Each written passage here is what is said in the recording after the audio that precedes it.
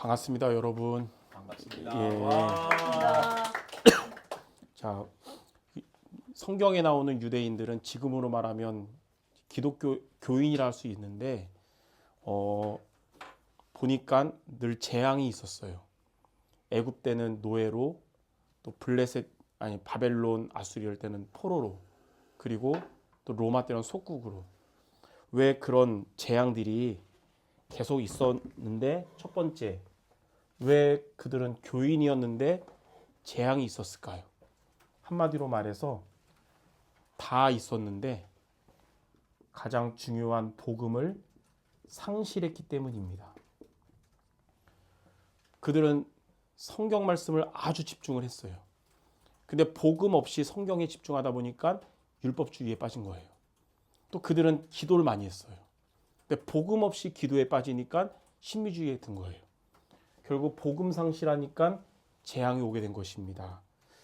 자, 첫 번째, 복음을 상실했단 말은 원죄가 무엇인지 모르는 무지함에 빠졌어요. 원죄가 뭐냐? 우리 인생의 모든 문제의 근본 문제인 하나님을 떠난 문제, 그리고 그로 인해 죄에 빠진 문제, 사탄에게 장악된 문제를 말해요. 이게 가장 중요한 문제의 원인인데, 이걸 모르니까 자범죄 이 부분만 강조하다 보니까 말씀도 행위 중심으로 빠져버리는 율법주의가 된 거고, 기도도 응답과 체험을 육신적인 체험에 빠지는 신비주의에 빠진 거예요. 다시 말해서 원죄가 모르니까 이 원죄 해결의 키가 바로 그리스도잖아요. 유대인들에게는 그리스도가 이제 필요 없게 된 거예요. 그리스도가 어떤 분이냐? 인생의 모든 문제의 원인인 이 원죄, 근본 문제를 해결하신 분이거든요. 하나님을 떠났던 우리에게 그리스도는 하나님을 만나는 길이 되셨잖아요. 참 선지자. 죄 가운데 빠졌으나 해방해 주신 참 제사장. 사탄의 권세를 깨뜨리시고 우리에게 사탄 이기는 권세 주신 승리하신 참 왕이시거든요. 이 그리스도를 모르니까 자연히 그들은 그들의 내 안에 사탄의 망대가 자리 잡게 된 겁니다. 이게 고린도후서 10장 4절 5절에 사탄의 견고한 진이 돼 있는 거예요. 그리고 요한복음 10장 10절에 보니까 사탄의 망대와 하나님의 망대가 어떤 차이점인지 나와요. 도적이 오는 것은 도적질하고 죽이고 멸망시키는 것뿐이다 그랬어요. 내 안에 사탄의 망대가 나를 이루면 도적질하고 죽이고 멸망되는 거예요. 하나님의 망대가 세워지면 양으로 생명을 얻고 더 풍성히 얻는 건데, 이렇게 내 안에 이게 사탄의 망대가 되니까 재앙이 오게 된 겁니다. 자, 우리는 이걸 보면서 이 재앙의 자리에서 저와 여러분도 똑같이 신자들인데 이런 재앙이 아니라 여기에서 벗어나려면 어떻게 되는지를 알아야 됩니다. 여러분들은 복음을 회복하는데 어떤 복음이냐?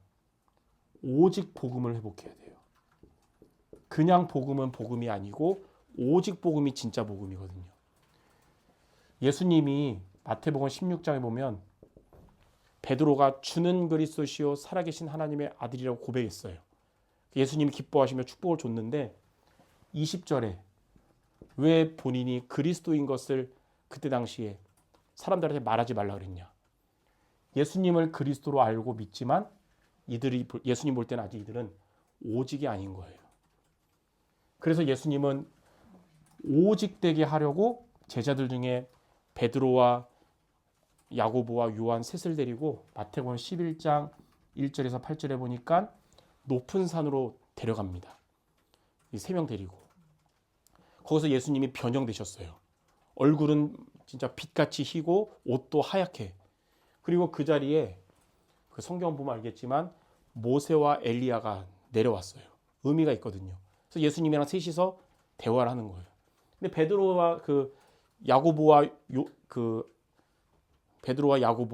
요한 세 명이 볼 때 너무 감격스럽잖아요. 성경에서 보던 제일 중요한 인물이었던 모세, 엘리야가 오니까 거기 예수님까지 있으니까 베드로가 감격해서 예수님께, 예수님 여기가 좋사오니 안 내려도 됩니다. 여기 천국입니다. 제가 여기 줬사오니 초막 셋을 져서 하나는 예수님 위해, 하나는 모세를 위해, 하나는 엘리야를 위해 나는 문지기가 되겠습니다. 그런 거예요. 근데 이제 하늘에서 음성이 들리잖아요. 이는 내 사랑하는 아들이다. 너희는 그의 말을 들어라. 그러니까 이 세 명의 제자가 너무 무서워서 고개를 숙였는데 좀 이따 예수님이 고개를 들라 그랬어요. 그 세 명이 들었는데 8절에 뭐라고 나왔냐면 그들이 눈을 들었는데 모세도 없고 엘리야도 없고 오직 예수만 남았더라. 무슨 의미냐? 예수님이 무엇을 말하냐면 모세가 그 율법주의를 상징하고 엘리야는 능력의 선지자는 신비주의 상징하잖아요.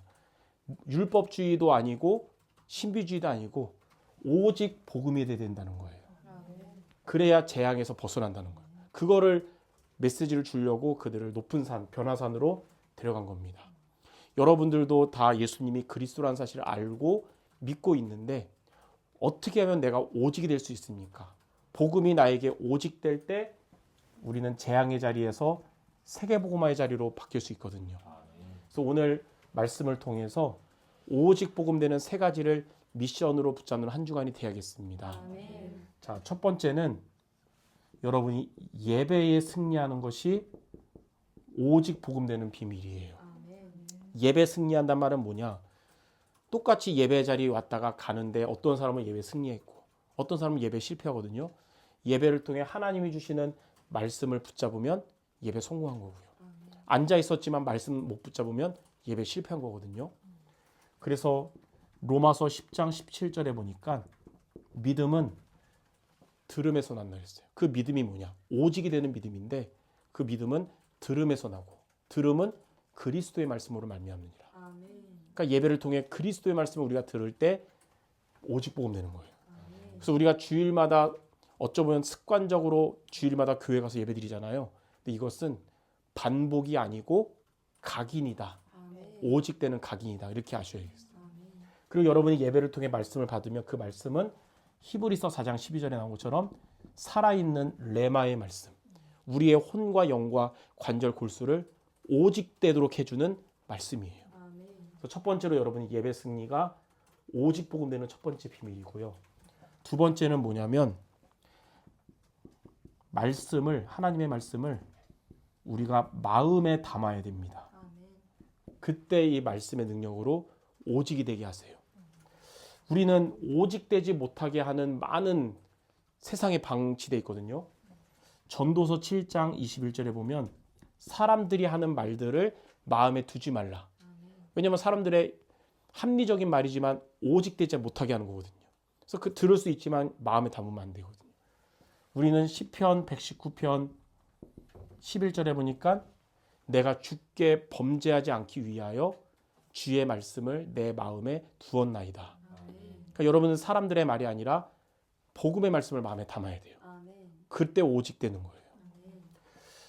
사도행전 20장은 바울이 이제 그동안 자기의 후원이 되고 보내는 선교사로 동역했던 이제 안디옥 교회 또 예루살렘 교회 완전 이제 이별하고 이제 로마로 가기 전에 마지막 만남이에요. 근데 바울이 이제 마지막 이별하지만 32절에 그들에게 고별 설교를 이렇게 합니다. 내가 주의 말씀께 부탁하오니 그 말씀이 너희를 든든히 세워서 너희에게 기업을 얻게 하실 것이다 그랬어요. 그러니까 본인은 떠나가지만 하나님이 주신 말씀은 남아있거든요. 그 말씀이 너희를 든든하게 세울 것이고 말씀이 너희를 기업을 얻게 할 것이다. 그러니까 말씀을 마음에 담으면 여러분 하나님이 든든하게 세워주세요. 그리고 지금 말씀 흐름처럼 영원한 기업을 얻게 하시는 거예요. 그래서 항상 사람의 말을 마음에 담으면 상처받거나 허탈해지기 때문에 말씀을 마음에 담는 것이 오직되는 두 번째 비밀입니다. 자, 세 번째. 내 생각과 때로는 내 생각과 말씀이 안 맞을 때가 있잖아요. 내가 볼 때 아닌 것 같아. 근데 그때 여러분이 말씀에 여러분의 생각을 맞추는 것은 지는 게 아니고 지혜입니다. 여호수아 3장에 보니까 요단강이 불어났는데 하나님은 하필이면 그때 건너라는 거예요. 보통은 평상시는 보통 남자의 허리만큼밖에 안 나니까 건너기도 쉬운데 4월에서 6월 사이는 그 위에 헬몬산에 눈이 녹아서 내려오기 때문에 범람에서 넘쳐요. 또 급류예요. 그럼 물이 범람하고 급류면 죽잖아요. 그때 건너라는 거예요. 그러면 안 맞잖아요. 우리 생각이랑. 근데 말씀에 맞추고 성경이 하나님 뭐라 했냐. 앞장서는 제사장들의 발이 언약궤를 맨 제사장들이 발이 그 급류 안에 들어가서 땅에 닿을 때 물 땅에 닿을 때 갈라질 것이다. 믿음으로 들어갔거든요. 저 같으면 과연 들어갔을까? 혹시 안 갈라지면 죽는 거거든요. 저는 수영 못해서 물에서 발 올리고 코보다 1cm 위면 저 죽어요. 혹시 안 갈라지면 큰일 나잖아요. 근데 믿음으로 들어갔는데 말씀대로 갈라지고 건너게 됐어요. 하나님은 믿음을 회복해서 가나안 들어가게 하시려고 불신앙 버리게 하려고 그런 거예요. 이사야 55장 8절 9절에도 보면 하나님의 생각은 우리의 생각과 다른데 하늘이 땅보다 높음처럼 하나님의 생각은 우리의 생각과 우리보다 높다 그랬어요. 그러니까 하나님의 뜻은 우리는 이성적이라고 생각할 수 있지만 비이성이 아니고 초이성입니다. 초이성. 때로는 이성적인 게 많아요. 상식적인 거. 그러나 상식 이하가 없어요.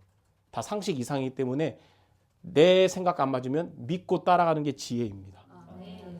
누가복음 5장에도 보면 제자들이 특히 베드로를 중심으로 하는 어부들이 밤새도록 고기를 잡는데 그날따라 고기가 안 잡히는 거예요. 그러니까 되게 신경도 예민하게 밤새으니까 잠도 못 자고 돌아오는데 예수님이 나타나서 깊은 데 가서 그물을 내려라 그랬잖아요. 그 어부들 입장에서는 본인들은 여기에 잠벼국은 전문인이고 웬 샌님이 와서 깊은 데 가라니까 짜증날 수도 있는데 베드로가 5장 5절에 뭐라 하냐면 밤이 새도록 고기를 못 잡았지만 주의 말씀에 의지하여 깊은 곳에 그물을 던지겠습니다 그랬어요. 결국 그 6절에 보면 배가 완전 가라앉을 만큼 역사 일어났잖아요. 이처럼 우리의 생각과 말씀이 안 맞을 때 말씀에 맞추는 것이 지혜고 그것이 내가 오직 되게 하는 비밀입니다. 어제 제가 그 중앙아시아 연합 신학교 때문에 사역자 미션을 못 왔거든요. 근데 이제 목사님들이 올려준 거를 집중하면서 이 세 가지 미션을 그 속에서 찾았어요. 여러분들이 이번 주에 하나님 오직 복음 되게 하는 게 내가 있는 자리가 재앙이 아니라 세계복음화 되는 자리인데 이 언약을 이루는 미션으로 세 가지를 이번 주 여러분이 붙잡는 모두 되시기 바랍니다. 자, 그럼 마지막 세 번째. 이렇게 여러분이 미션을 통해 오직 복음 되면 여러분의 있는 가정과 학교와 여러분의 자리는 재앙의 자리가 아니고 세계복음화의 자리가 될 거예요. 첫 번째, 애굽의 노예로 있었던 건 재앙의 자리였으나 모세를 중심으로 출애굽기 3장 18절에 피제사 언약을 그 자리에서 붙잡은 거예요. 결국 이들은 이 자리는 이제 출애굽을 해서 가나안을 향해 출발하는 자리가 되었습니다. 세계복음화 자리가 된 거예요. 두 번째, 복음만 상실해서 바벨론의 포로가 되었으나 그 자리에서 몇백 년 전에 이사야가 했던 이사야 7장 14절에 처녀가 잉태하여 아들을 낳으리니 그 이름을 임마누엘 하리라. 이 오직 복음을 포로 중에 붙잡은 거예요. 그리고 나니까 하나님이 그 바벨론을 페르시아 바사가 붙지르면서 바사 왕인 고레스가 유대인과 아무 연고도 없는데 유대인들은 모두 돌아가서 성전을 재건해라. 출 바벨론의 응답을 주신 거예요. 하나님의 응답은 우리가 계산할 수 없는 응답이죠. 세 번째, 복음 상실하니까 로마의 속국이라는 재앙의 자리였으나 마태복음 16장 16절에 주는 그리스도시요 살아계신 하나님의 아들이시라고 고백했는데 이 자리는 로마 복음화의 자리가 된 것입니다. 이처럼 오직 복음은 내가 있는 자리가 재앙의 자리에서 세계복음화의 자리로 바꾸게 하는 거예요. 그렇다면 지금 여러분의 자리, 여러분이 있는 곳도 복음 놓치면 재앙이지만 오직 복음을 회복하는 여러분은 이곳이 바로 세계복음화의 자리가 될 것이에요. 아멘. 목사님, 저는 지금 전 세계를 다니면서 그리스도 증거하지 못하는데요. 여러분의 교회에서 예를 들어서 목사님이 선교를 갈 때 여러분이 기도와 물질로 함께 한다면 목사님은 가는 선교사로, 여러분은 보내는 선교사로 함께 하는 겁니다. 아멘. 바울이 전도 운동에 귀하게 많이 쓰임 받았잖아요. 하늘의 상급이 많겠죠. 근데 그런 바울을 도왔던 빌립보 교회 성도들이나 로마서 16장의 보호자, 동역자, 식주인들도 동역자잖아요. 바울과 같은 하나님의 복을 같이 받은 거예요. 그러니까 가는 선교사만 복 받는 게 아니고 보낸 선교사도 같이 하나님의 천국의 복을 받는 거거든요. 여러분, 그 선교도 같이 동참하는 거예요. 그걸 알고 여러분의 자리에서 여러분은 세계복음화의 축복을 누릴 수 있습니다. 아멘. 물론 지금 대학생은 아닐지라도 우리 세원 예비 중직자가 함께 이 헌신하자는 미디어, 대학 복음화의 자리를 같이 응답받는 거거든요.